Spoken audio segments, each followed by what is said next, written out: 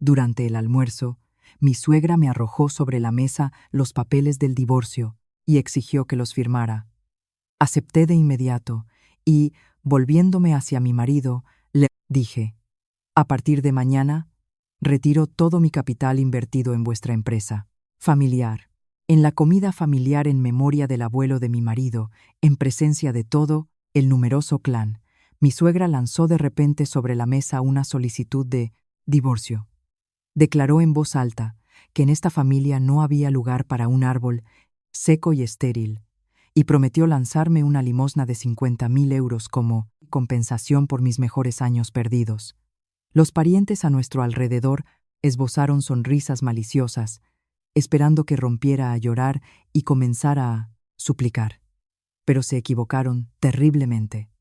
Con calma, tomé un bolígrafo y estampé una firma decidida, con la cabeza bien alta. Miré directamente a la cara de mi infiel marido y, con una fría sonrisa, pronuncié: a partir de mañana, retiro mis 4 millones de euros, invertidos en el capital social de vuestra empresa. Prepara el dinero. En un mediodía de domingo, el sol bochornoso de principios de verano se filtraba por los ventanales de un antiguo piso de techos altos en una tranquila calle del barrio de Salamanca, en el corazón de Madrid. Hoy era la comida en memoria del abuelo de mi marido, Javier, y era el motivo para que se reuniera todo su gran clan. Desde primera hora de la mañana, yo sola, sin enderezar la espalda, había estado trabajando en la estrecha cocina, sudando, preparando la comida para 6 mesas grandes. Había jamón ibérico, queso manchego, croquetas crujientes, tortilla de patatas, una paella y un gran cordero asado. Mientras tanto, Javier, mi legítimo esposo, estaba sentado con las piernas cruzadas en el salón, sorbiendo un vino de Rioja y presumiendo con aire de importancia de los grandiosos proyectos de construcción de su firma. Exactamente a las 14, las mesas estaban puestas. El olor a flores se mezclaba con los aromas de la comida, creando una atmósfera impregnada de las tradiciones de una familia española. Todos comenzaron a sentarse. El tío Nicolás, el hermano mayor de su padre, se sentó a la cabeza de la mesa. A su lado, la tía Isabel, otros parientes mayores. En silencio, me quité el delantal manchado de grasa, me disponía a sentarme en la mesa para las mujeres y los niños, en un rincón de la habitación. Pero antes de que pudiera coger un plato, la ruidosa conversación se interrumpió bruscamente por un sonido seco. Carmen, mi suegra, golpeó con fuerza el tenedor sobre la mesa. Su rostro se endureció y su mirada afilada clavó directamente en mí. Metió la mano en su bolso de marca, sacó una pulcra hoja de papel A4 y la arrojó sobre la ruidosa superficie de cristal justo delante de mí. Con voz gélida, marcando cada palabra ante varias decenas de personas, pronunció: es la demanda de divorcio. Ya le he pedido al abogado que la redacte. Fírmala. Esta familia no puede albergar un árbol seco al que hemos alimentado durante tantos años y que no ha sido capaz de darle un heredero a Javier, un continuador del linaje de los García. Estás truncando la rama de la familia García. ¿Entiendes el gran pecado que es? En la mesa se hizo un silencio sepulcral. Se me cortó la respiración. Un nudo amargo se formó en mi garganta. 5 años de matrimonio. Había gastado mi juventud, todo mi dinero y los contactos de mi familia para ascender a Javier de un simple arquitecto técnico a director de una empresa constructora. En cuanto a los hijos, el problema era precisamente de Javier, de su salud. Pero para preservar su dignidad masculina, durante años soporté en silencio la etiqueta de estéril. Y ahora usaban precisamente esa razón para echarme. Viendo mi silencio, Carmen sonrió con desdén. No te preocupes, no te dejaremos en la calle con las manos vacías. Javier, recordando su deber conyugal, te transferirá 50.000 euros. Es, por así decirlo, una compensación por tu juventud. Coge ese dinero y empieza una nueva vida. Pero no te aferres más a mí, hijo. Inmediatamente comenzaron los susurros a su alrededor.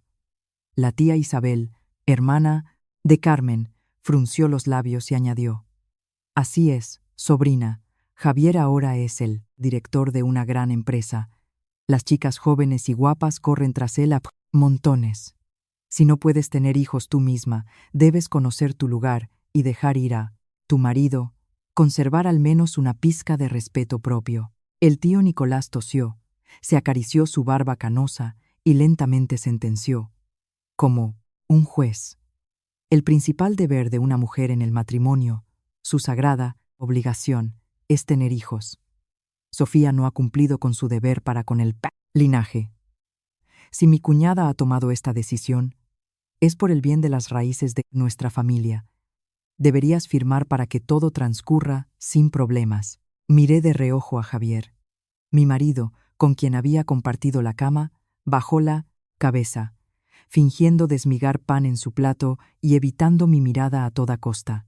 Era tan cobarde que no se atrevía a decir una palabra en defensa de su esposa, mientras su madre y sus parientes se abalanzaban sobre mí, pisoteando mi dignidad. Todos mis sacrificios y mi paciencia durante estos años se convirtieron en cenizas en un instante. Mi corazón, ya marcado por las cicatrices de la reciente frialdad de Javier, ahora se congeló por completo.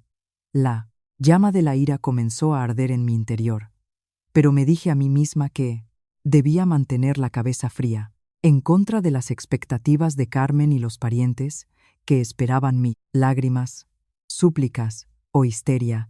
Estaba absolutamente tranquila. Me alicé los pliegues del vestido, tomé lentamente la demanda de divorcio y la recorrí con la mirada, punto por punto. La firma de Javier ya lucía en la esquina inferior derecha. Lo había planeado todo y se había confabulado con su madre de antemano, esperando esta reunión multitudinaria para presionarme y acorralarme. Dejé el papel sobre la mesa. Las comisuras de mis labios se elevaron ligeramente en una media sonrisa. «Mamá, ¿tienes un bolígrafo? Dámelo, por favor». Carmen se quedó perpleja por un momento. Parecía que no esperaba que aceptara tan rápido. Rebuscó apresuradamente en su bolso. Encontró un bolígrafo y me lo empujó con un triunfo mal disimulado en los ojos. Tomé el bolígrafo y, sin la menor vacilación, con presión, tracé una línea firme. Mi firma, clara y nítida, puso punto final a este amargo contrato de 5 años de mi juventud. Después de firmar, deslicé tranquilamente el papel de vuelta hacia Carmen. «Enhorabuena, mamá. A partir de este momento, nada más me une a vuestra familia, y guardaos vuestro 1.000.000 de euros de compensación para vuestra vejez. No me atrevo a aceptarlo, porque hay cosas mucho más valiosas que necesito recuperar». Me erguí. Mi figura, aunque delgada, irradiaba una fuerza que intimidaba a todos, y los sentados a la mesa.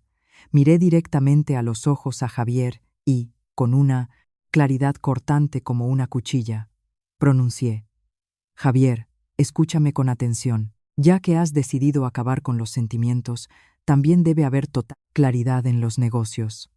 A partir de mañana por la mañana, retiro oficialmente todo mi capital por un total de 4 millones de euros, incluyendo el capital inicial y circulante que invertí en tu constructora. Prepárate para devolverme el dinero». Mis palabras sonaron como una bomba. El aire en la habitación se espesó. El tintineo de los tenedores y el sonido de las bocas masticando se detuvieron. El tío Nicolás se quedó con la boca abierta, un trozo de cordero a medio camino. Javier dejó caer el tenedor, que golpeó el plato con un sonido metálico. Saltó como un resorte. Su rostro, enrojecido por el vino, palideció al instante, drenado de sangre. Tartamudeando, gritó: «Sofía, te has vuelto loca. Esos 4 millones ya están invertidos en la empresa. Se han comprado materiales de construcción, se han pagado los salarios de los obreros. Están congelados en proyectos sin terminar. ¿Cómo puedes simplemente llevártelos así?». Carmen se levantó de un salto y se plantó delante de su hijo, con las manos en las caderas. Su voz estridente resonó por todo el piso.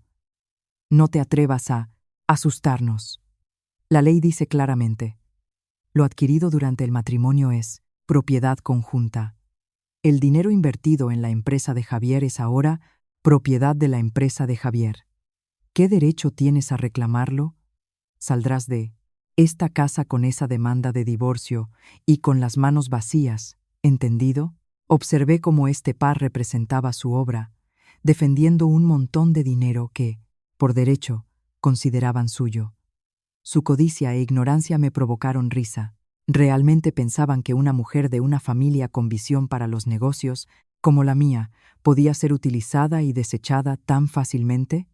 Respondí a su pánico con absoluta confianza, preparada para el siguiente paso. Cuidadosamente, calculado, me acerqué tranquilamente al sofá del salón y cogí mi bolso de piel. Lo abrí, saqué lentamente una carpeta con documentos, cuidadosamente metidos en un archivador rígido. El susurro de los papeles sonó claramente en el tenso silencio. Todas las miradas de la familia García estaban clavadas en mis manos. Estas son las capitulaciones matrimoniales y el acuerdo notarial de aportación o de participaciones al capital social. Lancé la carpeta sobre la mesa de centro. El sonido sordo del impacto sonó como un martillo, rompiendo las esperanzas de madre e hijo. Señalé a Javier. Mi voz era afilada. Tú eres el director. Espero que aún no hayas desarrollado amnesia. Antes de la boda, mi familia vendió un piso en la calle de Serrano para darme 4 millones de euros como capital personal. Ese dinero fue transferido a mi cuenta personal antes del día de nuestra boda. La ley es muy clara. Es mi patrimonio privativo, que no tiene nada que ver con los bienes gananciales del matrimonio. El rostro de Javier se cubrió de sudor. Miró fijamente la carpeta, sus labios temblaban, incapaz de pronunciar una palabra. Asesté otro golpe. En cuanto a la constructora, cuando tu primer negocio fracasó y te ahogabas en deudas, fui yo quien inyectó esos 4 millones para salvar la empresa.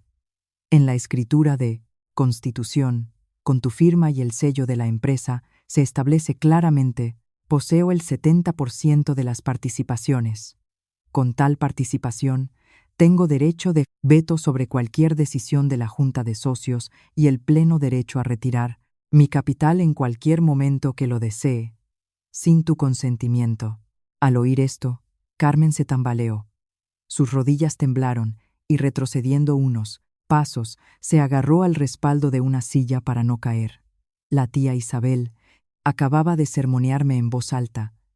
Ahora se encogió en un rincón y bajó la cabeza, temerosa de levantar la vista.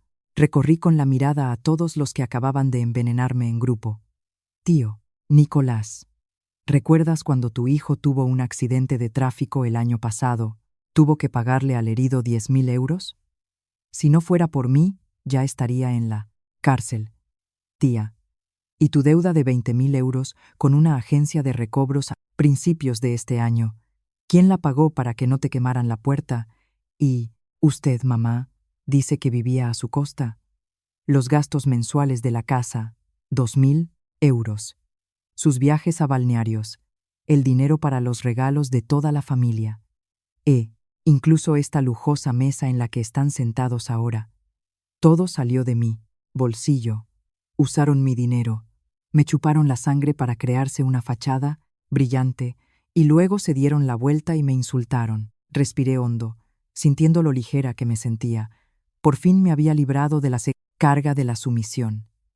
Me colgué el bolso al hombro y miré por última vez directamente a la cara de Javier. Prepárate. Mañana iré con mi abogado, directamente a tu oficina para formalizar todos los documentos.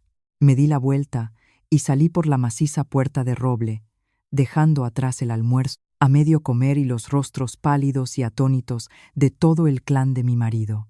El sol del mediodía me quemaba la cara, pero en mi alma se extendía una extraordinaria sensación de libertad y frescura.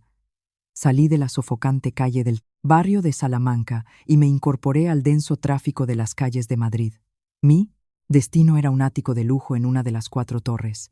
Había comprado un apartamento con mis ahorros mucho antes de casarme. Era mi verdadero refugio, del que nunca había hablado a la familia de mi marido para evitar sus miradas envidiosas. Al entrar en el aparcamiento subterráneo, eché un vistazo al espejo retrovisor. Vi el conocido todoterreno negro de Javier frenando bruscamente detrás de mí. Me había estado siguiendo todo el camino. Apagué el motor y salí tranquilamente del coche. Javier corrió hacia mí. Su impecable aspecto de director había sido reemplazado por el desaliño. Su camisa estaba empapada de sudor. Sofía, espera, déjame explicártelo todo. Javier extendió la mano para agarrarme, pero me aparté, mirándolo con asco. Bajó la voz. Su rostro tenía una expresión suplicante. ¿Lo que pasó en casa? Fue, mamá, perdió los estribos. Dijo tonterías por el enfado. No quiero divorciarme de ti, ni en 1000 años. Eres mi salvadora, mi mejor esposa. Volvamos a casa y hablemos. No retires el capital. La empresa se derrumbará de inmediato. Me crucé de brazos. Mi voz era uniforme. La demanda está firmada. Todo ha terminado. No hay nada más de qué hablar entre nosotros, excepto de saldar cuentas. Al ver que jugar con los sentimientos no funcionaba, Javier cambió de expresión al instante. Metió la mano en su maletín, sacó nuestro libro de familia y la escritura de propiedad del piso en el que vivíamos. Su voz se volvió dura. No, me obligues a tomar medidas extremas. Si retiras deliberadamente el capital y me acorralas, solicitaré al juez la división de este piso. Hemos vivido juntos muchos años, el dinero se ha mezclado. No te escaparás tan fácilmente con todo. Me reí a carcajadas, una risa amarga ante la desfachatez del hombre al que una vez llamé marido. Me di la vuelta y, llamando al ascensor, subí, sin prestar atención a que me seguía. Al entrar en mi apartamento, fui directamente a la caja fuerte empotrada en la pared, marqué el código, saqué una gruesa carpeta de documentos y la arrojé con fuerza sobre la mesa de cristal frente a Javier. ¿Crees que no sé de los chanchullos que has estado haciendo a mis espaldas? Abre los ojos y mira. Javier cogió la carpeta. Sus manos temblaron al ver los informes financieros internos, los extractos del movimiento real de fondos que había ocultado deliberadamente durante los últimos 2 años. La verdad estaba expuesta en el papel. Su constructora sufría pérdidas constantes.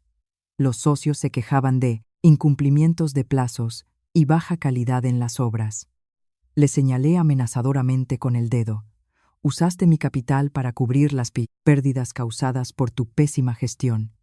Todo para mantener la falsa imagen de un empresario de éxito. Pero eso no es todo.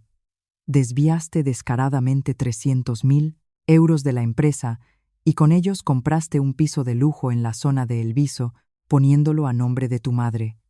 Tomaste el dinero ganado con mi sudor y sangre para cumplir con tu deber filial. ¿Te consideras un hombre después de eso? La escritura de propiedad se le cayó de las manos a Javier. Se desplomó en el sofá. Sus ojos estaban vacíos. No se atrevía a mirarme. Todos sus secretos más sucios habían sido revelados sin piedad. Señalé la puerta y siseé entre dientes. Fuera de mi casa, inmediatamente. Mañana, exactamente a las 9 de la mañana, estaré en la oficina. Prepara los documentos. El lunes por la mañana, un primer aguacero de verano cayó sobre Madrid, lavando el bochorno del día anterior. Me puse un estricto traje de chaqueta gris. Me maquillé ligeramente y, con aire tranquilo, me senté en mi escritorio en la oficina de mi propia empresa de exportación en el Paseo de la Castellana. Todos los preparativos para la batalla legal final se habían completado durante la final. Noche, exactamente a las 8:30, mi asistente, sin aliento, llamó y entró, informando que habían llegado unos parientes. Antes de que pudiera asentir, la puerta de la manta despacho se abrió de golpe. Carmen irrumpió. Llevaba un traje de terciopelo rojo y una pesada cadena de oro al cuello. Detrás de ella venía un hombre de unos 40 años, con un traje negro y un reluciente maletín en la mano. Su rostro, arrogante, era típico de quienes disfrutan intimidando a los débiles con la ley. Carmen levantó la barbilla y miró con desprecio el despacho. Vaya, menudo, cuchitril. Y se hace llamar directora. ¿Crees que por dejar a mi Javier te vas a convertir en una reina? Cerré el portátil. Entrelacé las manos sobre la mesa y miré fríamente a mi ex suegra. ¿A qué ha venido?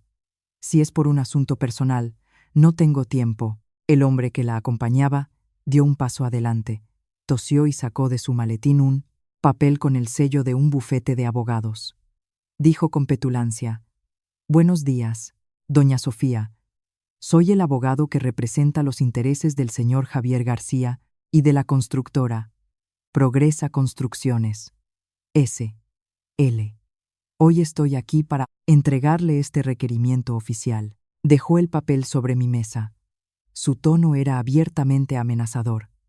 Según la legislación vigente, su retirada repentina de un capital importante de 4 millones de euros provocará la ruptura del flujo de caja, la paralización de la actividad productiva y causará graves perjuicios a la empresa y a sus socios. Sí, insiste en este acto de retirada de fondos. Mi cliente la demandará ante los tribunales civiles por incumplimiento de contrato y perjuicio doloso a la actividad empresarial. En ese caso, no solo no recuperará su dinero, sino que verá obligada a indemnizar por daños y perjuicios de varios millones de euros. Al oír las palabras del abogado, Carmen se rió triunfalmente. Se acercó a mi escritorio y aplaudió. ¿Has oído? Pensabas que por ser una divorciada podrías saltarte la ley. Las mujeres tenéis una visión muy limitada, así que mejor, compórtate. Firma inmediatamente y dócilmente un compromiso de no retirar el preno 00, capital. Y luego vete a casa y pide perdón de rodillas a mi hijo y a mí. Quizás, por lástima, te permita volver con Javier como segunda esposa. Si no, espera. Te quedarás sin nada. Su excesiva confianza en sí mismos y su descaro me provocaron risa. Me habían subestimado demasiado. Me levanté lentamente y pulsé un botón del teléfono de la oficina, llamando al departamento jurídico de mi empresa. 5 minutos después, mi abogado principal, Marcos, entró en el despacho con una carpeta de documentos preparada. Miré con lástima a Carmen y a su supuesto abogado. Mamá ha traído a su abogado al lugar equivocado. Parece que su letrado no se ha molestado en leer detenidamente los estatutos de la sociedad y la escritura de constitución antes de hacer declaraciones tan grandilocuentes. ¿Cree que he construido este negocio sobre mi propia estupidez? El juego no ha hecho más que empezar, y la que acabará en los tribunales, seguro que no seré yo. Veremos quién se queda sin nada. La atmósfera en mi despacho de la Castellana se tensó al instante. Marcos, mi principal asesor jurídico, dio un paso al frente. Era un experimentado abogado mercantil, siempre tranquilo, pero con un discurso afilado como una navaja. Dejó sobre la mesa una gruesa carpeta de documentos. Deslizó una mirada por el cundo, abogado engreído de mi marido, y se detuvo en Carmen. Marcos habló con voz clara y mesurada. Buenos días, colega. Acaba usted de citar la ley para intimidar a mi clienta, pero parece que ha olvidado leer con atención los estatutos de una sociedad limitada con 2 socios, en la que mi clienta posee el paquete de control. En la escritura de Constitución número 92, firmada hace 5 años, en la cláusula 4, se establece claramente: Doña Sofía, como socia fundadora que posee el 70% del capital social, tiene derecho a exigir a la sociedad la compra de su participación o a retirar directamente su capital en caso de detectarse malversación financiera por parte del administrador único. Dicha retirada de capital no requiere el consentimiento de la Junta de Socios si se confirman las pruebas del fraude. Al oír esto, el abogado de mi marido cambió de expresión. Abrió apresuradamente su maletín y comenzó a buscar frenéticamente documentos para objetar. Carmen, al ver esto. Le dio un codazo y gritó estridentemente, intentando defenderse. ¿Qué? ¿Malversación? Mi Javierito lleva el negocio de forma honesta y transparente. La empresa presenta todas sus cuentas a Hacienda cada año. No te atrevas a calumniar a mi hijo. Sonreí con ironía y abrí yo misma la carpeta que había traído Marcos. Saqué 3 hojas con sellos rojos y se las deslicé a Carmen. Miré con atención. Mamá, este es el extracto de los movimientos de la segunda cuenta oculta de la empresa, de la que Javier no le habló. No solo desvió 300.000 euros para comprarle el piso, sino que también pidió en secreto un préstamo a estructuras criminales de 500.000 euros, con intereses de usura para tapar un agujero en un proyecto, un agujero creado porque él mismo escatimó en materiales. Saqué otro fajo de albaranes y lo arrojé con fuerza sobre la mesa. Y estas son las pruebas de que Javier dio instrucciones a la contable jefe para emitir facturas falsas y transferir ilegalmente dinero a cuentas personales con el fin de evadir impuestos. Me basta con enviar estos documentos a la unidad Delincuencia Económica y Fiscal, y su hijo no solo perderá su sillón de director, sino que se arriesga a una pena de prisión real. ¿Quiere que lo haga ahora mismo, mamá? Carmen se quedó mirando las cifras en rojo de los papeles. Sus manos, cargadas de oro, temblaban. Abrió la boca, pero no pudo pronunciar palabra. Su rostro pasó del rojo al blanco cadavérico. El abogado que la acompañaba sudaba a mares. Recogió apresuradamente sus papeles en el maletín. Le pido disculpas, doña Sofía. Solo fui contratado para entregar un requerimiento. Desconocía por completo estos matices legales del señor García. Con su permiso, me retiro inmediatamente de este caso. Hizo una reverencia y salió disparado por la puerta, dejando a Carmen de pie, petrificada, en medio del despacho. Miré a mi ex-suegra con voz fría y firme. Vuelva y dígale a su hijo que se prepare.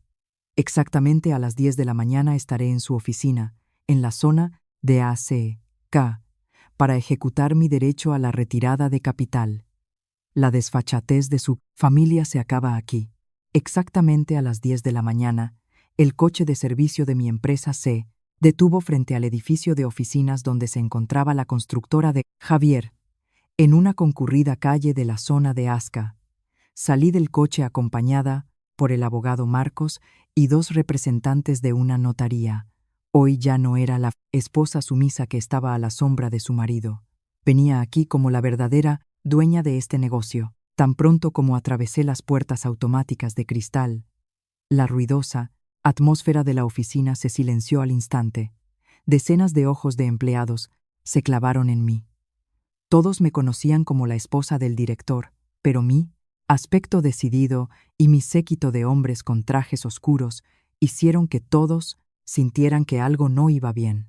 Elena, la contable jefe de la empresa y fiel cómplice de Javier en sus tejemanejes con las cuentas, salió corriendo del departamento financiero y me cortó el paso. Esbozó una sonrisa forzada. «Ay, doña Sofía, qué visita. El director, don Javier, está ahora en una reunión importante con clientes y ha pedido que no se le moleste. Pase a la sala de espera, ahora le preparo un café». Aparté su mano, y mi voz autoritaria resonó por todo el vestíbulo. «Elena, llevas 5 años trabajando aquí y sabes perfectamente quién te paga el sueldo. En realidad, no he venido a tomar café.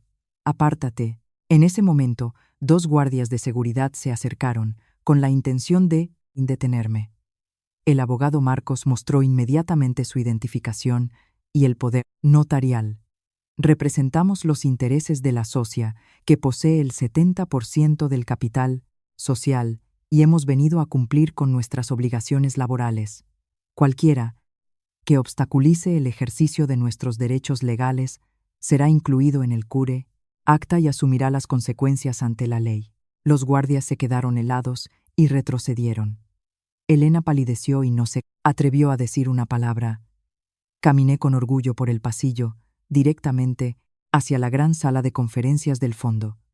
Sin llamar, empujé con fuerza la puerta de roble y entré. Dentro, Javier estaba sentado a la cabeza de la mesa, frente a varios supuestos socios. Al ver mi repentina aparición con el equipo legal, Javier se levantó de un salto y golpeó la mesa con fuerza. ¿Qué estás montando aquí? Este es mi lugar de trabajo, mi empresa. ¿Quién te ha permitido traer a extraños y sabotear una reunión? Hice un gesto a Marcos y a los notarios para que se sentaran en las sillas, libres.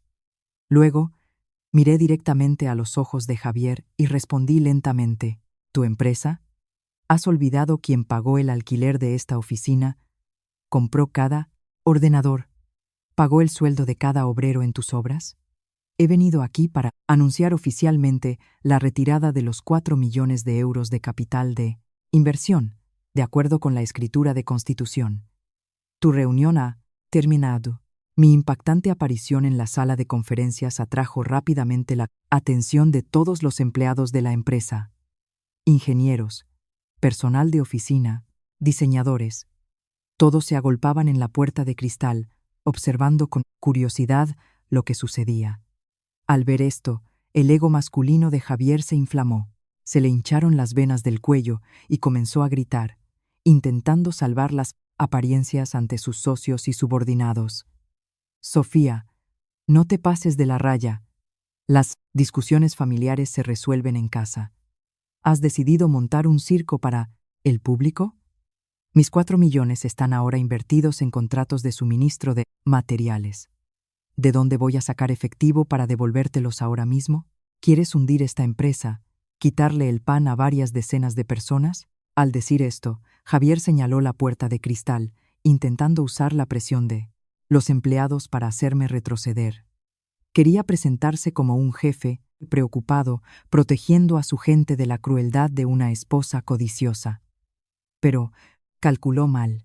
Me volví hacia la puerta abierta de par en par y en voz alta, para que todos en el pasillo oyeran cada palabra, dije: Estimados empleados, por favor, entren, todos aquí. Hoy les mostraré la verdadera cara del hombre al que llaman director. Los empleados, tras un momento de vacilación, entraron en tropel en la sala. Saqué un pendrive de mi bolso y lo inserté en el portátil conectado a la gran pantalla de proyección de la pared. Tras unos clics, en la pantalla apareció un detallado extracto de movimientos de fondos claramente visible para decenas de personas. Tomé un puntero láser y señalé las cifras resaltadas en rojo. Miren con atención. Los últimos 3 meses, la empresa les ha estado retrasando constantemente el sueldo con la excusa de que los clientes no transferían el dinero y había dificultades financieras. Nuestros ingenieros, trabajando bajo un sol abrasador y en el frío, no podían enviar ni un céntimo a sus familias. Pero, ¿cuál es la verdad? La verdad es que había dinero. Cambié la diapositiva. En la pantalla apareció un contrato de compraventa de inmuebles y una orden de transferencia bancaria. La verdad es que su querido director, don Javier, firmó una orden para transferir 300.000 euros del fondo de reserva de la empresa a su cuenta personal para comprar un piso de lujo en el Viso y ponerlo a nombre de su madre. El dinero ganado con vuestro sudor y sangre. Mi capital de inversión. Todo lo usó para crear su brillante imagen y satisfacer su vanidad. En la sala se levantó un murmullo de indignación. Los susurros se convirtieron en gritos de ira. David, el jefe de obra, con el rostro curtido por el sol y el viento, señaló a Javier con rabia. Así que era eso. Mi mujer acaba de dar a luz, estuvo en el hospital. Le supliqué que me diera un adelanto de 200 euros de mi sueldo atrasado. Y usted me dijo que no había dinero en la empresa. ¿Cómo no? ¿Le da vergüenza vivir así? Javier retrocedió aterrorizado. El sudor le corría por la cara. Buscó con la mirada la ayuda de Elena, la contable, pero ella ya había bajado la cabeza. Sus manos temblaban, aferrando una carpeta de documentos. La ira de la multitud destruyó por completo los restos de su falsa autoridad. Me acerqué a la mesa y miré directamente a la cara de Elena. Elena, ¿quieres asumir la responsabilidad penal junto a tu director, o vas a entregar voluntariamente toda la contabilidad real para la verificación y el procedimiento de retirada de mi capital. Bajo la presión de la ley y la extrema indignación de toda la plantilla, la débil defensa de Javier se derrumbó. Elena, la contable jefe, por miedo a ser castigada junto al director, entregó dócilmente sobre la mesa todo el sistema de contabilidad real, todos los documentos de pago auténticos y el sello de la empresa. Bajo el estricto control de los dos notarios, el abogado Marcos comenzó a trabajar con rapidez y precisión. Cada punto de la inversión, cada contrato de aportación fue aclarado. Redactamos un acta de bloqueo temporal de todas las cuentas bancarias, excepto la cantidad necesaria para pagar los salarios básicos de los empleados. Todos los procedimientos legales para la retirada de mis 4 millones de euros de capital principal y los beneficios legales correspondientes a mi participación accionarial fueron firmados y sellados en el acto. Javier estaba sentado, encorvado en una silla de cuero. Sus ojos inyectados en sangre miraban el montón de papeles que gradualmente le despojaban de todo su poder y dinero. Cuando todas las formalidades concluyeron y el representante del banco confirmó que la orden de pago estaba en proceso, suspiré aliviada. La piedra que había oprimido mi alma todos estos años finalmente fue retirada. Recogí cuidadosamente los documentos en mi maletín. Luego me levanté y me volví hacia las decenas de empleados que permanecían en silencio en la sala. Me miraban con una mezcla de respeto y preocupación por su futuro. La empresa estaba al borde de la quiebra, lo que significaba que se quedarían sin trabajo. Sonreí, y mi voz se volvió más suave y cálida. Estimados compañeros, sé que todos ustedes son personas competentes, trabajadoras y dedicadas a su trabajo. Que la empresa se encuentre en esta situación es culpa total y absoluta de una dirección débil y codiciosa, no vuestra. Abrí mi bolso, saqué un fajo de tarjetas de visita con un grabado dorado y me acerqué personalmente para entregar una a cada uno. Esta es la tarjeta de visita de mi empresa. El próximo mes planeo expandirme y abrir una división de inversión inmobiliaria. Aquellos que crean en sus capacidades y quieran encontrar trabajo en una empresa transparente con un salario digno, por favor, pónganse en contacto conmigo. Prometo encontrarles puestos adecuados y pagarles todo el salario que Javier les debe. Un pez solo puede vivir en aguas limpias. Mis palabras fueron como un rayo de luz en una habitación oscura. David, el jefe de obra, tomó la tarjeta con ambas manos, sus ojos enrojecieron. Gracias, doña Sofía. Sin duda la seguiremos. Asentí, despidiéndome de todos, y salí de la sofocante sala de conferencias, dejando atrás a un hombre desesperado y quebrado. Caminé por el pasillo, inundado de luz solar, abriendo con orgullo un nuevo camino para mí y para aquellas personas talentosas que habían sido explotadas durante tanto tiempo. 3 días después de esa histórica retirada de capital, recibí una notificación del banco en mi cuenta personal sobre el ingreso de 4 millones de euros. Comencé a reestructurar los flujos de efectivo, preparándome para la apertura de mi nueva empresa de inversiones. Mi vida volvía gradualmente a la normalidad. Acabaron las noches en vela por las deudas de Javier, que caían como nieve sobre mi cabeza, pero, como se suele decir, las desgracias nunca vienen solas. El viernes por la noche me llamó el tío Nicolás, el mayor del clan de mi marido. Su voz en el teléfono era profunda y moralizante, como la de un mentor anciano. Dijo que esa noche la familia organizaba una pequeña cena en un elegante restaurante en la Gran Vía y me invitaba. Dijo que la familia había reconocido su error, que mi suegra y Javier querían disculparse oficialmente ante mí en presencia de los mayores y esperaban arreglar la relación matrimonial. Aunque entendía perfectamente que todo era una torpe actuación, una trampa emocional para recuperar la fuente financiera perdida, decidí vestirme elegantemente, ponerme mi mejor vestido de seda color esmeralda e ir a esa cena. Tenía curiosidad por ver qué espectáculo montarían esta vez. Y, lo que es más importante, necesitaba disipar sus ilusiones de una vez por todas. Cuando entré en el reservado del restaurante, la mesa ya estaba suntuosamente servida. Allí estaban todas las caras conocidas de aquel día en el viejo piso de Salamanca: el tío Nicolás, la tía Isabel y, por supuesto, Carmen con Javier. El tío ambiente era completamente diferente al de hacía unos días. Al verme, Carmen se levantó apresuradamente y me acercó una silla. En sus labios jugaba una sonrisa servil, increíblemente falsa. «Sofía, has venido. Siéntate, hija. Hoy hay todo lo que te gusta. Déjame que te ponga un poco de solomillo». Carmen me servía comida afanosamente y miraba de reojo a Javier, haciéndole una seña. Javier llevaba una camisa blanca. Su rostro estaba notablemente demacrado. Sirvió una copa de vino, la levantó con ambas manos hacia mí y habló con arrepentimiento en la voz. «Sofía, sé que me equivoqué. Estos últimos días, la empresa está al borde del colapso.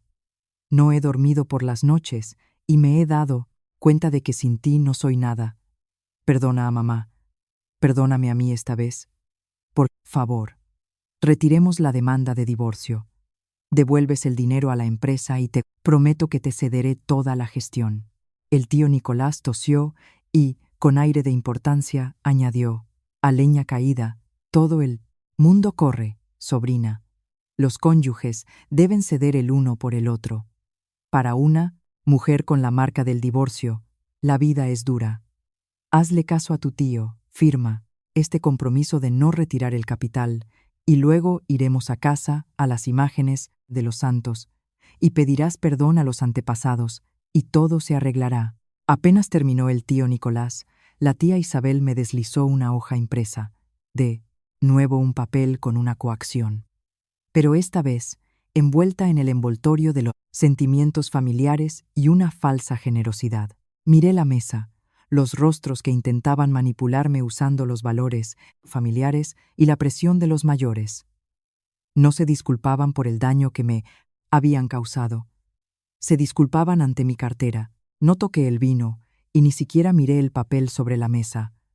Tomé una servilleta, me sequé elegantemente las comisuras de los labios y mi mirada se volvió gélida. «Tío, tía, mamá, ¿han terminado su actuación? Si me han invitado aquí, solo para escuchar esta sarta de tonterías, con su permiso, me voy. Es una pena, una cena tan deliciosa, pero no puedo tragar este amor falso». Cogí mi bolso y sonreí fríamente. ¿Creen que esos 4 millones son el único salvavidas para Javier? Disculpen, se equivocan. La verdadera bomba que destruirá esta empresa podrida la detonaré mañana mismo. La atmósfera en el reservado del lujoso restaurante de la Gran Vía se congeló al instante tras mi declaración. Las sonrisas falsas en los labios de Carmen, el aire importante del tío Nicolás y la agitación de la tía Isabel se petrificaron de golpe.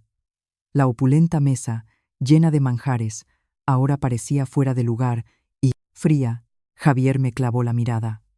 Su mano, que sostenía la copa de vino tinto, tembló ligeramente y unas gotas cayeron sobre el mantel inmaculado, extendiéndose como manchas de sangre. Javier siseó entre dientes, intentando mantener la compostura. «Sofía, ¿qué quieres decir? ¿Vas a destruir mi negocio por completo? Ya has retirado 4 millones, paralizando la empresa durante días. ¿Qué más planeas?» Con calma, abrí mi bolso de piel y saqué lentamente una carpeta de documentos, con tapa dura y el logotipo de Gigante Inmobiliario, S.A.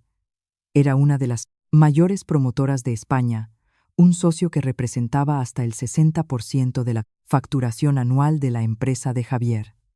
Y lo que es más importante, el presidente de Gigante Inmobiliario era un compañero de armas de mi padre, con quien habían pasado por fuego y agua. En su día, fue mi padre quien llevó personalmente a Javier a su casa y con una reverencia le pidió que le diera los primeros grandes contratos, que se convirtieron en el trampolín para el desarrollo de su empresa. Dejé la carpeta con fuerza sobre la mesa giratoria de cristal y la giré para que la portada quedara frente a Javier. Léelo tú mismo. Es una notificación de rescisión del contrato para la construcción de un complejo residencial en el contrato oeste de Madrid, con la firma personal del presidente del Consejo de Administración de Gigante Inmobiliario y su sello. Javier se inclinó apresuradamente y cogió el papel. Sus ojos recorrieron rápidamente las líneas y su rostro se volvió blanco como el lino.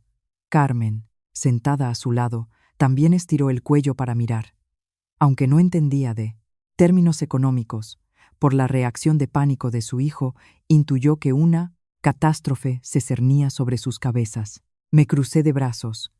Mi voz sonó nítida y clara en el silencio de la sala. La razón de la rescisión del contrato se indica con meridiana claridad. En primer lugar, Gigante Inmobiliario envió una comisión de inspección a la obra. Descubrió que tu empresa utiliza acero y hormigón que no cumplen con las normas ni con las especificaciones iniciales. En segundo lugar, los informes financieros de tu empresa no son transparentes. Hay deudas salariales con los trabajadores e indicios de evasión de impuestos, lo que socava gravemente reputación del promotor. Hice una pausa y recorrí con la mirada a los parientes petrificados. Tío, tía, escuchen todos con atención. Ese título de empresario de éxito del que tantos enorgullecían al hablar de su sobrino es en realidad una cáscara vacía, construida con el dinero y los contactos de mi familia. Se acostumbró a vivir de todo lo hecho, a llevar los negocios de forma chapucera, a robar en los materiales de construcción para llenarse los bolsillos. Ahora el pastel se ha descubierto. Mi familia ha notificado oficialmente el cese de todas las relaciones comerciales y ha retirado todas las garantías de confianza en la empresa de Javier. El tío Nicolás dejó el tenedor sobre la mesa y suspiró pesadamente. Se volvió hacia Javier con una expresión de profunda decepción. Javier, si llevas los negocios de forma tan irresponsable, ¿quién te va a ayudar ahora? Considera que todo lo que has construido durante años se ha ido al traste. La tía Isabel y los otros parientes cambiaron inmediatamente de tono. Eran personas pragmáticas, y al ver que Javier había fracasado y perdido un gran contrato, comprendieron al instante que la mina de oro de la que tanto se habían beneficiado se había secado. La tía Isabel chasqueó los labios. Su voz se volvió mordaz. ¿Quién lo iba a decir? Parecía tan serio. Resulta que es un director pacotilla. ¿Cuánto dinero de Sofía se habrá ido para cubrir este derroche? Bueno, ese es el problema de Carmen, que lo resuelva ella. Yo ya no me meto. La cruel traición de sus parientes acabó por quebrar a Carmen y a Javier. Los familiares de mi marido mostraron su verdadera cara. Eran como veletas, girando según soplaba el viento. No tenía ganas de permanecer en ese lugar impregnado de falsedad ni un segundo más. Aparté la silla, me levanté y miré por última vez a Javier con lástima. Pueden terminar esta cena tranquilamente. La cuenta ya la he pagado. Considéralo la cena de despedida que organizo para la familia García. Javier, ve y arregla tus deudas y las multas por incumplimiento de contrato. La ley no perdona a quienes hacen negocios sucios. Me di la vuelta y me dirigí decididamente hacia la salida del reservado. A mis espaldas ya comenzaba una fuerte discusión. El sonido de vajilla rota y los lamentos de Carmen. Salí al vestíbulo del restaurante, respirando el aire fresco de la noche en las calles de Madrid. Me sentía extraordinariamente ligera. Pasó una semana desde aquella cena de despedida. La empresa de Javier se sumió, oficialmente, en una profunda crisis. Los pequeños socios, al enterarse del afante marcha de Gigante Inmobiliario, comenzaron a exigir uno tras otro la devolución de sus deudas. Javier era requerido por diversas instancias, asediado por los acreedores, y no tenía ni tiempo ni fuerzas para molestarme. Yo, por mi parte, aproveché ese tiempo para acelerar los preparativos de la oficina para mi nueva empresa de inversiones en la Castellana. El miércoles por la mañana, mientras revisaba el proyecto de diseño interior, sonó mi móvil. En la pantalla apareció suegra. Fruncí el ceño, a punto de rechazar la llamada, pero, pensándolo bien, decidí contestar y ver qué otro truco preparaba. Apenas me llevé el teléfono a la oreja, oí la respiración pesada y entrecortada, y la tos dramática de Carmen. Sofía, soy yo, mamá. Estoy en cama, llevo varios días sin levantarme. Y Javier, metido en los asuntos de la empresa, no puede venir a verme. Sé que te he hecho mucho mal. ¿Podrías, en recuerdo de nuestra antigua relación, pasarte un minutito por mi piso de El Viso? Necesito darte algo importante. Sabía perfectamente que era una actuación. Una mujer tan malvada y codiciosa como Carmen nunca admitiría su culpa tan fácilmente. Sin embargo, el piso de El Viso era el activo que Javier había comprado con los 300.000 euros robados del Aston Asuario, empresa, y era una prueba importante en la demanda judicial que estaba preparando. Decidí seguirle el juego e ir a la guarida del lobo para ver qué trampa me había preparado. Llegué al exclusivo complejo residencial, dejé el coche en el aparcamiento subterráneo y subí en ascensor hasta el 20º piso. El pasillo estaba cubierto por una suave alfombra roja. En el aire flotaba un aroma ambientador caro, todo lo contrario al portal húmedo de Salamanca. Esa era la vida de lujo que mi suegra había comprado con mi dinero. Llamé al timbre. A los pocos segundos, la puerta se abrió. Carmen apareció con un batín de seda color mostaza y un pañuelo en la cabeza. Apoyada en la pared, fingía una debilidad extrema. Forzó una sonrisa amable y me hizo pasar. Sofía, has venido. Pasa. He preparado tu té de jazmín favorito. Entré en el salón y eché un vistazo. El apartamento estaba amueblado con lujo, con muebles de nogal caros y un enorme sofá de cuero natural. Me senté en un sillón aparte, manteniendo una distancia segura. Me sirvió una taza de té, se sentó en el sofá de enfrente y comenzó a secarse las comisuras de los ojos secos con un pañuelo. Carmen comenzó a interpretar el papel de madre desdichada. Sofía, solo en mi lecho de muerte he comprendido muchas cosas. Mi Javier es un necio. No valoró a una buena esposa como tú. Ya soy vieja. Este piso ya no lo necesito. Quiero ponerlo a tu nombre, para enmendar de alguna manera mi culpa por tu juventud arruinada. Guardé silencio. Di un sorbo al té insípido y observé atentamente sus expresiones. Al ver que no reaccionaba, Carmen cambió de táctica. Su voz adquirió un tono insinuante y meloso. Pero, Sofía, dime la verdad. ¿Estás enfadada con Javier, conmigo? Puedes gritarnos, pegarnos, lo que quieras. Pero, ¿por qué has sido tan cruel con la empresa? Mostraste toda la contabilidad a los empleados. Le pediste a tu padre que presionara al promotor para que rescindiera el contrato con Javier. Lo hiciste para llevar a la empresa a la quiebra y vengarte de él. Sí, odias a nuestra familia, por eso diseñaste un plan tan cruel para destruir la empresa, ¿verdad? Hablaba inusualmente alto. Cada palabra era una trampa para que yo admitiera una intención maliciosa. Destruir un bien ganancial, el pretexto perfecto para que su abogado diera la vuelta al caso en el juicio. Sus ojos se desviaban rápidamente hacia el hueco entre los cojines del sofá. Una fría sonrisa se dibujó en mis labios. Una trampa demasiado torpe. Dejé lentamente la taza sobre la mesa, produciendo un sonido seco.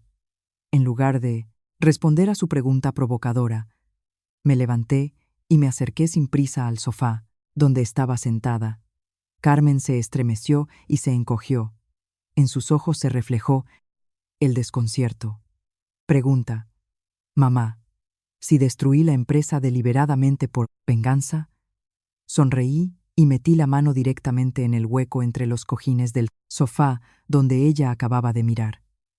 Mis dedos tropezaron con un objeto metálico, pequeño y duro. Lo saqué a la luz. Era una moderna grabadora digital. La luz, roja aún parpadeaba, indicando que la grabación estaba en curso. El rostro de Carmen cambió al instante. De pálido por la enfermedad fingida, pasó a verde de miedo. Se abalanzó para arrebatarme la grabadora, pero retrocedí rápidamente un paso, levantando la prueba en alto. Es usted una mala actriz, mamá. Creía que con esta escena lastimera me haría decir algo perjudicial para usarlo luego en el juicio. No soy tan estúpida como para admitir la destrucción de un bien. Fue Javier quien estranguló su propia empresa con sus mentiras e incompetencia. Yo solo reclamé por ley lo que me pertenece. Pulsé el botón de detener y guardé la grabadora en mi bolso. Luego, saqué mi teléfono, abrí un archivo de imágenes y se lo mostré a Carmen, ya que le gusta recopilar pruebas. Yo también tengo un regalo para usted. Mire atentamente estos extractos. Carmen tomó el teléfono con mano temblorosa. Sus ojos se abrieron como platos al ver las hileras de cifras en la pantalla. Era un extracto detallado de su cuenta bancaria personal, que le había pedido a un amigo del banco que comprobara, basándose en los documentos internos que me había entregado la contable Elena, desenmascarando su crimen. Usted me reprochaba constantemente. Decía que vivía a su costa, pero en realidad era usted la que, como una sanguijuela, succionaba dinero de la empresa durante los últimos 3 años. Además de los 300.000 euros que Javier gastó en este piso, usted, en connivencia con la contable Elena, creaba tickets falsos de gastos de representación y transfería mensualmente 4.000 euros a su cuenta personal. Lo llamaba la caja B', por si acaso. En total, acumuló más de 120.000 euros. Las piernas de Carmen cedieron y se desplomó en el suelo, cubriéndose el rostro con las manos y sollozando. Ya no eran lágrimas de cocodrilo, sino el auténtico terror de un delincuente atrapado. ¿Sabe que crear una caja B' con fondos de la empresa y falsificar documentos para desviar dinero es un delito penal? Usted y su hijo se dedicaron a la apropiación indebida de activos y a la evasión de impuestos. Me basta con entregar estas pruebas, junto con la grabadora que confirma su mala intención, a la Unidad de Delincuencia Económica y Fiscal. ¿Cree que logrará evitar la cárcel? Carmen se arrastró y me agarró de la pierna, levantando un rostro bañado en lágrimas y suplicando: Sofía, te lo ruego, perdóname, soy vieja, no aguantaré. En la cárcel. Ese dinero está en una cuenta de ahorro, no he gastado ni un céntimo. Lo devolveré todo. Mañana mismo pondré este piso a tu nombre. Ten piedad de mí. Fue la tía Isabel la que me enseñó a grabar la conversación. Perdóname, hija. Me solté de sus manos y me sacudí el pantalón con asco. Su codicia la ha cegado. Sus disculpas ya no valen nada. Quédese con este piso y su caja B' para pagar los abogados para usted y su hijo. Me di la vuelta y me dirigí a la puerta, sin mirar a la mujer que sollozaba en el suelo. La trampa que había preparado con tanto esmero se convirtió finalmente en la soga al cuello para ella y su hijo. Todas las cuentas con esta familia las saldaría ante la ley, sin piedad alguna. El viernes por la mañana estaba en la sede de un gran banco comercial en la calle Alcalá. Hoy debía realizar la última transacción: transferir los 4 millones de euros de capital principal y los 800.000 euros de beneficios legales desde la cuenta bloqueada temporalmente a la cuenta de mi nueva empresa de inversiones, recién creada. La zona de banca privada era tranquila y respetable. Estaba sentada en un cómodo sillón, bebiendo agua. Frente a mí, una empleada del banco revisaba rápidamente todos los documentos legales, los protocolos notariales de retirada de capital y las órdenes de pago. Todo iba sobre ruedas hasta que la puerta de cristal de la sala se abrió de golpe. Javier irrumpió en la sala, el pelo revuelto, los ojos inyectados en sangre tras noches en vela, luchando contra los acreedores.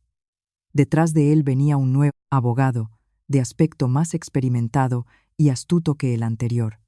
Javier recorrió la sala con la mirada y, al verme en la ventanilla, se abalanzó como una bestia herida. Detengan esa transferencia inmediatamente. Soy el director de Progresa Construcciones y el marido de esta mujer. Exijo que el banco congele esta Transacción de inmediato. Esos 8 millones de euros son bienes gananciales del matrimonio, sobre los que hay una disputa. No tienen derecho a permitir que se los lleve. Javier golpeó con fuerza el mostrador, gritando tan alto que tanto la empleada y del banco como otro cliente se sobresaltaron. La chica se levantó apresuradamente y, manteniendo la profesionalidad, explicó con suavidad: «Disculpe, señor, pero doña Sofía es la única titular de esta cuenta. El paquete de documentos que ha presentado cumple con todos los requisitos, incluidas las resoluciones notariales para la retirada de capital de su empresa. Nuestro banco actúa estrictamente de acuerdo con la ley y no puede bloquear una cuenta unilateralmente sin una orden de la autoridad competente». Javier le apuntó a la empleada con el dedo. Su tono era grosero. «¿Es que no conoce las leyes? Mientras no haya una sentencia de divorcio, todos los bienes se consideran comunes. Ella, en connivencia con la contable, ha falsificado documentos para sacar dinero de mi empresa. Mi abogado ya tiene lista una solicitud de medidas cautelares». El abogado que acompañaba a Javier sacó apresuradamente una solicitud con el sello del bufete y se la entregó a la empleada, intentando presionar. Yo permanecí sentada tranquilamente, sin mostrar la menor preocupación. Me giré y miré directamente a la cara de Javier. «Javier, ¿has caído tan bajo como para montar escándalos de mercado en un lugar público? Abre los ojos y mira estos documentos». Le pedí a la empleada que sacara de mi carpeta los 3 documentos más importantes y los extendiera sobre el mostrador.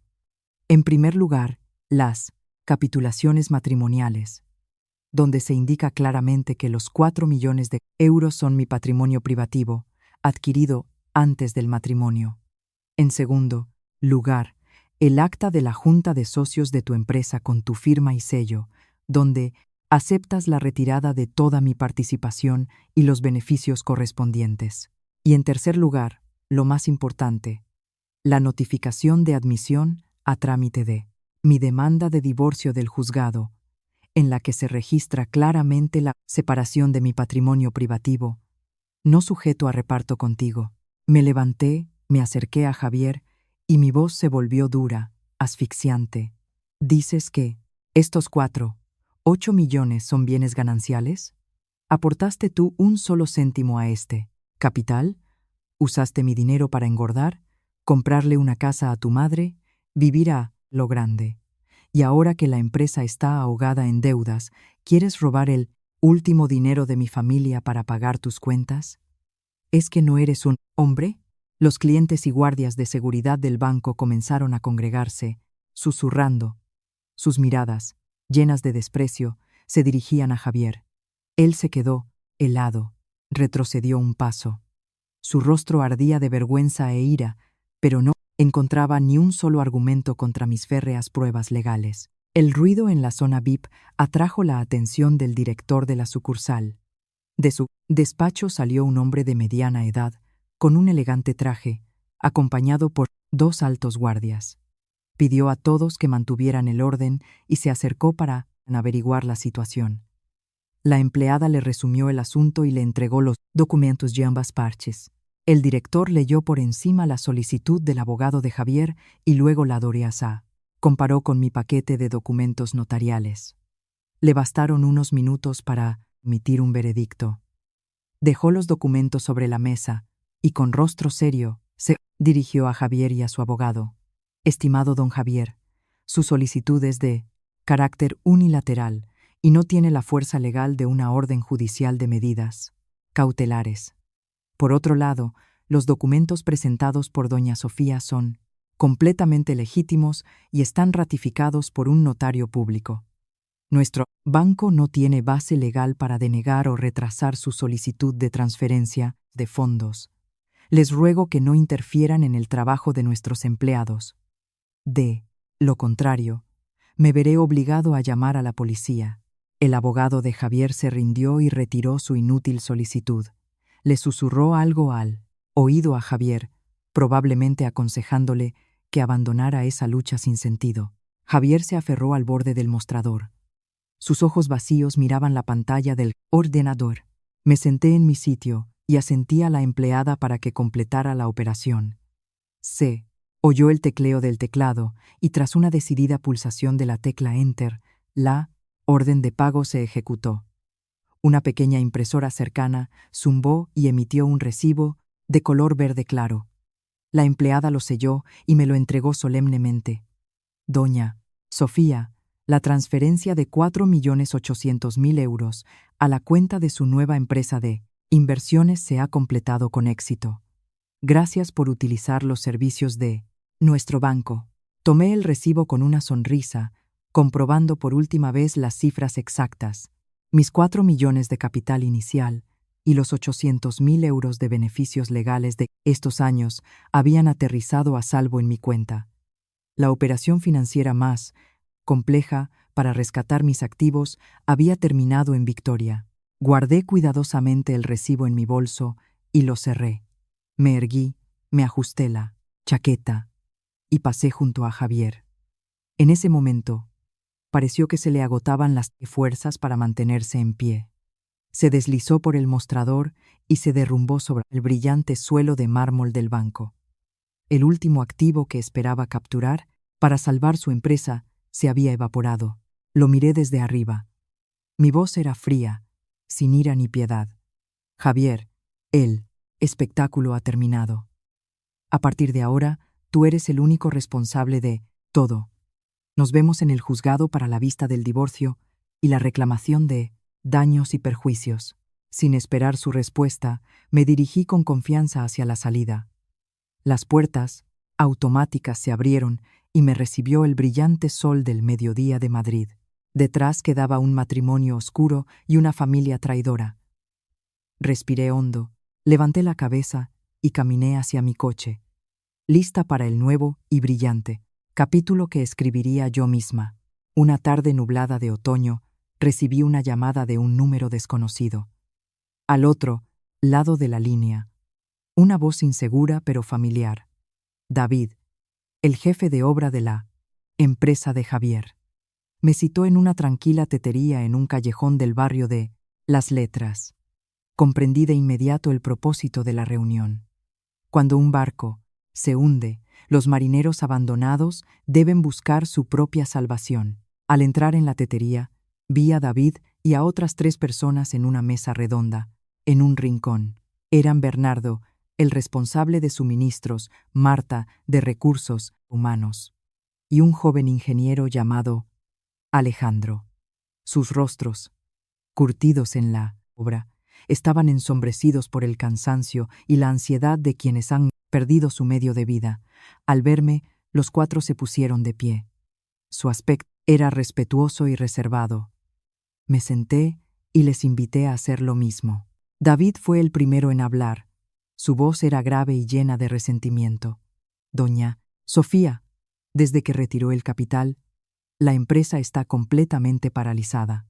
El director, don Javier, ha enviado a todos los trabajadores a un permiso indefinido, pero no ha pagado los salarios de los últimos 3 meses. Cuando llamamos, bloquea los números, y en su casa no se le encuentra. Mi mujer, en el pueblo, acaba de dar a luz al segundo. No tenemos dinero ni para pañales. Estoy desesperado. Bernardo, el de suministros, golpeó la mesa con el puño. No solo no ha pagado los salarios, nos obligaba a firmar actas de recepción falsas de materiales de mala calidad para engañar al promotor. Somos constructores.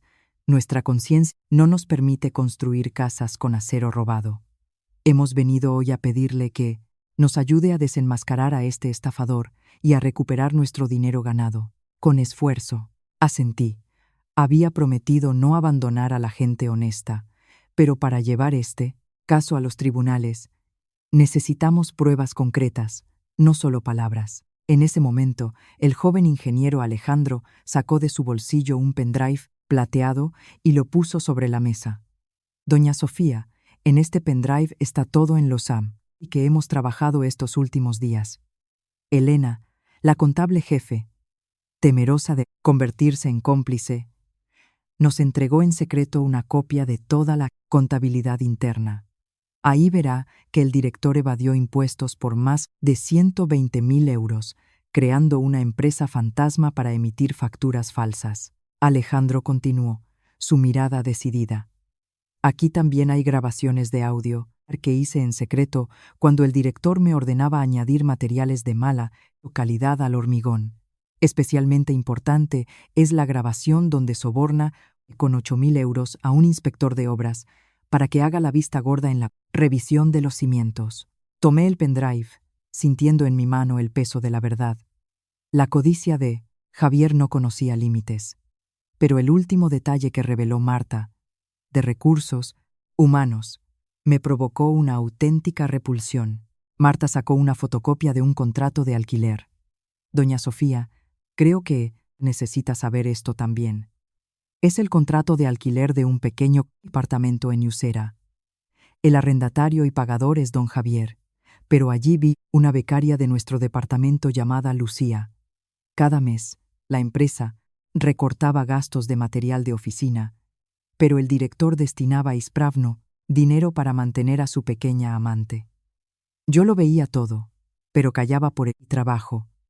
Ahora que todo se ha derrumbado, creo que tiene derecho a saber toda verdad sobre su infiel marido. Sosteniendo ese contrato, mi corazón, ya endurecido, se estremeció. Resulta que, a mis espaldas, no solo robaba el dinero de la familia y destruía el negocio, sino que pisoteaba descaradamente los cimientos del matrimonio. La ira se convirtió en una fuerza invisible que me impulsó a dar el golpe de gracia. Guardé todos los documentos y el pendrive en mi bolso y miré a las 4 personas que habían confiado en mí. Les agradezco en nombre de la ley y la justicia. Estas pruebas son el golpe mortal que pondrá fin a todos los crímenes de Javier García. La próxima semana, mi empresa de inversiones comienza a operar. Les invito oficialmente, David, al puesto de jefe de gestión de proyectos. A usted, Bernardo, al de jefe del departamento de suministros. A usted, Marta, al departamento de recursos humanos. Y a usted, Alejandro, al puesto de ingeniero jefe. En cuanto a los salarios adeudados, mañana les daré un adelanto de mis fondos personales para que puedan cuidar de sus familias. Empezaremos de cero juntos, de forma honesta y transparente. Al oír esto, no pudieron contener las lágrimas de alegría. Por las mejillas curtidas de David corrían lágrimas. Se levantaron y me hicieron una profunda reverencia. Esta alianza no era solo una lucha por la justicia, sino el paso perfecto para arrancar de raíz la mala hierba llamada Javier García. Un sábado por la mañana, en el lujoso Palacio de Congresos, se celebraba un gran foro empresarial sobre inversión en construcción. Cientos de empresarios, inversores y periodistas se reunieron allí en busca de nuevas oportunidades. Yo, con un elegante traje blanco y el pelo recogido en un moño alto, entré con confianza en la sala como directora de una nueva empresa de inversiones. Mi asiento estaba en la segunda fila, justo frente al escenario. Exactamente a las 9 de la mañana, el foro comenzó.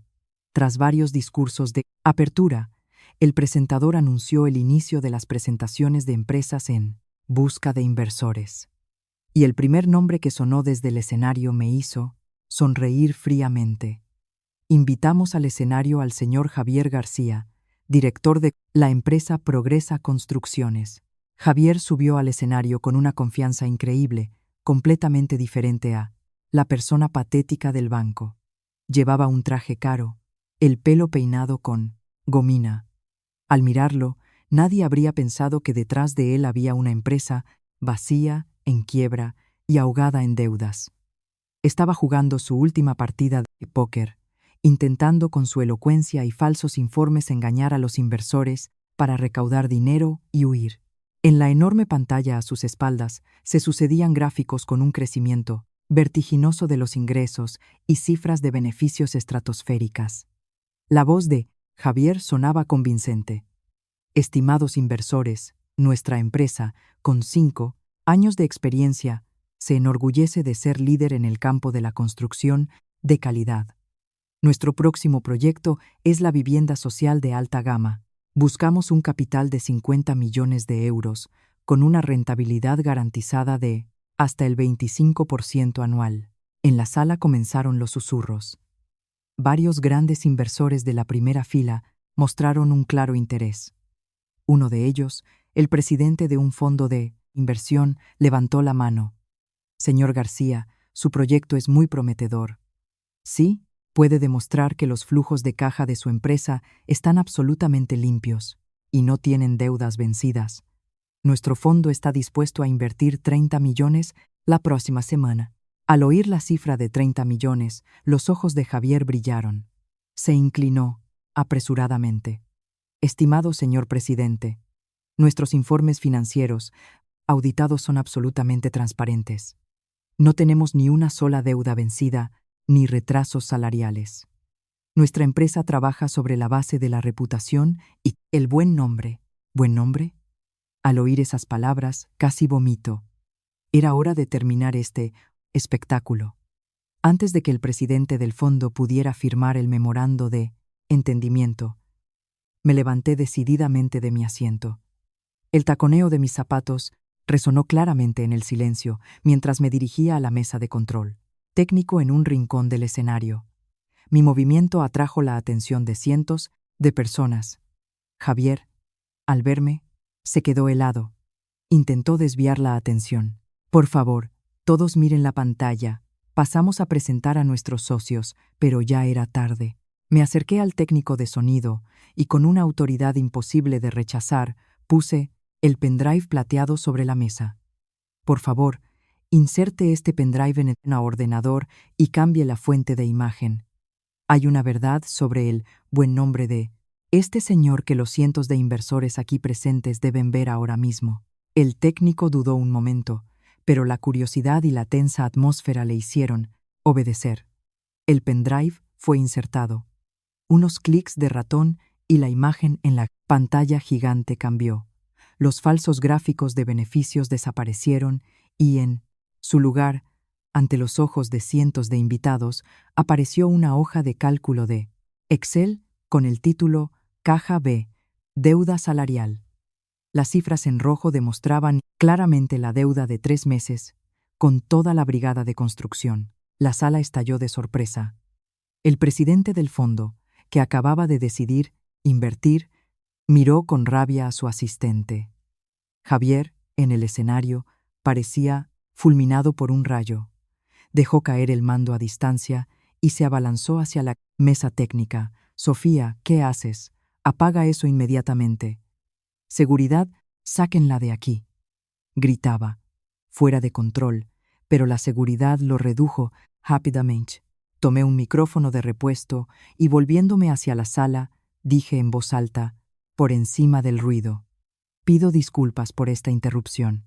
Soy Sofía, ex socia, con el 70% del capital social de Progresa Construcciones y también la esposa en proceso de divorcio del director Javier García. Lo que acaban de ver es solo una pequeña parte de la verdad. Por favor, miren de nuevo la pantalla. Cambié el archivo. Esta vez eran documentos que probaban el uso de materiales de mala calidad y facturas falsas para evadir impuestos por más de 120.000 euros. Inmediatamente después puse la grabación de audio y por la sala resonó la voz clara de Javier. Añade más arena a esta partida de hormigón y este sobre, con 8.000 euros, llévaselo directamente al inspector. Dile que firme el acta de recepción. Nadie va a excavar los cimientos para comprobarlo. Cuando la grabación terminó, todo el brillo y la falsedad de Javier se hicieron añicos. Los inversores que acababan de aplaudir se levantaron y se fueron uno tras otro. Los periodistas, captando la primicia, no dejaban de disparar sus cámaras hacia el rostro patético de Javier. Javier estaba quebrado. Cayó de rodillas en el escenario, cubriéndose la cabeza con las manos. Su carrera, construida sobre mi dinero y mentiras, fue enterrada bajo cientos de miradas de desprecio. Subí al proscenio, miré desde arriba a ese hombre vil y pronuncié en el micrófono las últimas palabras, destinadas tanto a él como a toda la comunidad. Empresarial. Señor García, todos estos documentos sobre evasión de impuestos, sobornos e incumplimiento de las normas de construcción ya han sido entregados, oficialmente por mí, a la Unidad de Delincuencia Económica y Fiscal. Ya no intente engañar a más inversores. Mejor guarde sus fuerzas para declarar. Dejé el micrófono y me marché con orgullo, mientras la multitud se apartaba a mí. Paso. Dejé atrás las ruinas que Javier había creado con sus propias manos y cerré brillantemente la limpieza de mi vida y del mundo empresarial de parásitos venenosos. Un mes después del impactante suceso en el foro empresarial, entré en la sala del juzgado de primera instancia para la primera vista del divorcio. El ambiente era estricto y frío. Me senté en el banquillo de la demandante junto al abogado Marcos. Enfrente, encorvado, estaba Javier, demacrado e irreconocible. Su arrogancia había sido reemplazada por el miedo a la ley, a pesar de que la empresa estaba en quiebra y él mismo bajo investigación por evasión de impuestos y soborno. Javier seguía aferrado a su codicia. Cuando el juez habló del reparto de bienes, Javier se levantó de repente y declaró con descaro: «Señoría, acepto el divorcio, pero exijo que la señora Sofía me pague 100.000 euros en concepto de compensación por daños morales y los años perdidos. Durante 5 años construí esta familia, y ella me ha abandonado en el momento más difícil, dejándome sin nada. Necesito ese dinero para empezar de nuevo». En la sala se levantó un murmullo. Un hombre que había vivido a costa de su esposa y la había traicionado, exigiendo una compensación. El abogado Marcos sonrió y se levantó. «Señoría, la petición del demandado es absolutamente infundada y un intento de chantaje. No solo rechazamos esta petición, sino que presentamos una demanda reconvencional exigiendo que se condene al señor García a pagar 120.000 euros en concepto de indemnización por los daños causados por el TADOS. Incumplimiento de los deberes conyugales». Me levanté y entregué personalmente al juez una gruesa carpeta de documentos. «Señoría, este es el contrato de alquiler del apartamento que el señor García alquilaba con dinero familiar para su amante, la becaria Lucía. Aquí también hay extractos de transferencias de dinero a ella y fotos de ambos juntos. Según el Código Civil, la parte culpable de la disolución del matrimonio pierde el derecho a participar en los bienes gananciales. El señor García no solo fue infiel, sino que desvió 300.000 euros para comprar un piso para su madre sin mi consentimiento». Me volví hacia Javier, acorralándolo. «Javier, si insistes en tus 100.000 euros, exigiré que el tribunal incluya en el inventario de bienes gananciales el piso de tu madre en el viso, lo embargue y lo venda en subasta para saldar mi demanda. Entonces tu madre se quedará en la calle. Elige, o firmas el acuerdo en silencio, renuncias a todas las reclamaciones y te vas sin nada, o le quito a tu familia lo último que le queda».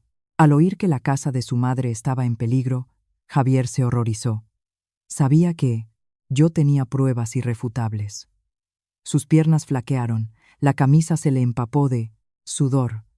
Con mano temblorosa, cogió el bolígrafo y firmó en silencio el acuerdo de un divorcio, renunciando voluntariamente a todas las reclamaciones patrimoniales. El juez golpeó con el mazo, concluyendo la sesión. La sentencia de divorcio entró en vigor de inmediato. Recogí mis papeles y salí del juzgado, respirando a pleno pulmón el aire de la libertad. Por fin me había librado por completo la suciedad del pasado, sin permitir que un hombre vil se llevara ni un céntimo de lo que me pertenecía. 2 meses después, Madrid estaba bañado por un sol otoñal dorado. En el vestíbulo de un prestigioso centro de negocios en la Castellana, se celebraba la gran ceremonia de inauguración de mi nueva empresa, Inversiones y Desarrollo Urbano, S.A., donde ocupaba el cargo de presidenta del Consejo de Administración. Lujosos ramos de flores, decenas de socios, la élite del negocio de la construcción, todos vinieron a felicitarme. A mi lado estaba David Bernardo, Marta y Alejandro, mis fieles compañeros, que habían atravesado la tormenta conmigo. Justo antes de cortar la cinta, hubo un incidente en la entrada. Dos figuras, desaliñadas y demacradas, intentaban abrirse paso entre la seguridad. Eran Carmen y Javier. Javier estaba en libertad provisional a la espera del juicio, pero de alguna manera habían llegado hasta aquí. Carmen, despeinada, sin su antigua arrogancia, al verme, se arrodilló en la coafe, entrada. Sofía, te lo ruego, salva a Javier.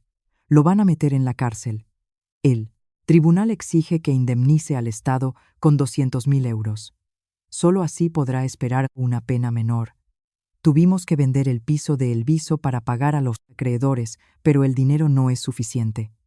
Ten piedad de él, retírala, denuncia. Eres tan rica. Tíranos una migaja. Danos una oportunidad de sobrevivir. Javier también se arrastró. Sofía, sé que merezco la muerte, pero por favor, recuerda los 5 años que estuvimos juntos. Sálvame por última vez. Te prometo que desapareceré de tu vida para siempre. Todos los invitados clavaron la mirada en esta tragicomedia. Tomé el micrófono, bajé lentamente unos escalones, mirando a esas dos personas que una vez me habían humillado juntas. No sentía odio, solo lástima por quienes, habiendo sembrado vientos, cosechaban tempestades. Dije en voz alta en el micrófono para que todos oyeran. Carmen, Javier, se equivocan. La ley no es algo que se pueda comprar o negociar con lágrimas de cocodrilo. Los delitos que cometió Javier son el resultado de su propia codicia y de la permisividad de usted. La pena de prisión es el precio justo por el precio del engaño y la inmoralidad. Nuestras cuentas quedaron saldadas el día que el juez golpeó con el mazo. No intenten obtener mi lástima con su falso amor. Me volví hacia la seguridad. Por favor, acompañen a las personas sin invitación, fuera del recinto. No podemos permitir que delincuentes profanen nuestra celebración. Los guardias tomaron rápidamente a Javier y a Carmen por los brazos y los sacaron a la calle. Sus llantos y súplicas se disolvieron en el ruido del tráfico. Era el castigo más justo para personas ingratas y viles. Volví al escenario, tomé las tijeras doradas y, junto a mis socios y fieles compañeros, corté la cinta roja. Estalló un cañón de confeti. Se oyeron aplausos atronadores. Sonreí con orgullo, mirando el brillante letrero con el nombre de mi empresa. El oscuro pasado, lleno de humillaciones, había terminado, dando paso a una mujer independiente y fuerte que caminaba con confianza por su propio y brillante camino. Estimados lectores, al concluir este tormentoso viaje junto a Sofía, cada uno de nosotros probablemente experimenta sentimientos encontrados. Esta historia nos enseña que el sacrificio en el matrimonio solo tiene sentido cuando se valora. La lección principal es el valor de la independencia.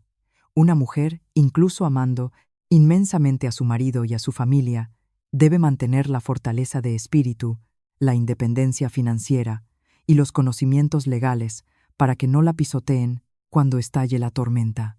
Además, la ley del karma en esta vida siempre es justa. Quienes utilizan trucos viles, engañan y traicionan a quienes les ayudaron, al final cosecharán frutos amargos, perdiéndolo todo, reputación, negocio. La vida es bella y no vale la pena perderse por quienes no lo merecen, porque cuando dejas ir con valentía el oscuro pasado, ya te espera el más brillante de los amaneceres.